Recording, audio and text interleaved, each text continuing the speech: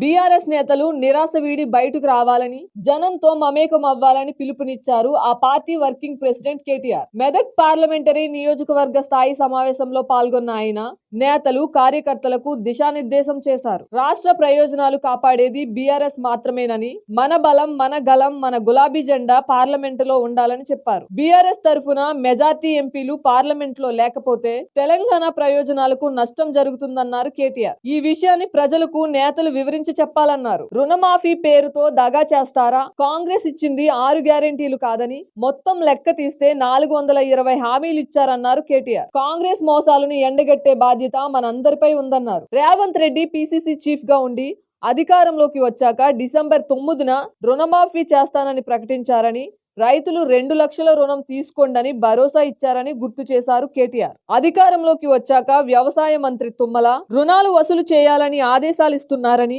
కేసులు పెట్టాలని కూడా అంటున్నారని, అది మోసం కదా అని ప్రశ్నించారు కేటీఆర్. నిరుద్యోగ భృతి విషయంలో కూడా ఇలాగే అబద్ధాలాడారన్నారు. పాలమూరు రంగారెడ్డి ప్రాజెక్టుకు జాతీయ హోదా తెస్తామని హామీ ఇచ్చారని, కానీ అది సాధ్యం కాదని స్పష్టమైందన్నారు కేటీఆర్. అదానీ ఒప్పందంతో అసలు రంగు కేసీఆర్ ఉన్నంత కాలం అదానీ తెలంగాణలో అడుగు పెట్టలేదని, కానీ కాంగ్రెస్ రాగానే ఎలా అడుగు పెడుతున్నారని ప్రశ్నించారు కేటీఆర్. ప్రధాని అదానీ ఒక్కటేనని విమర్శలు చేసిన రాహుల్ గాంధీ, రేవంత్ రెడ్డి నేడు ఆయనతోనే ఒప్పందాలు ఎలా కుదుర్చుకున్నారని ప్రశ్నించారు. నోటికి వచ్చినట్లు మాట్లాడిన కాంగ్రెస్, బీజేపీ నాయకుల అసలు రంగు ఇప్పుడు బయటపడుతుందన్నారు. ఈసారి కూడా మెదక్లో గులాబీ జెండా ఎగురుతుందని ధీమా వ్యక్తం చేశారు కేటీఆర్.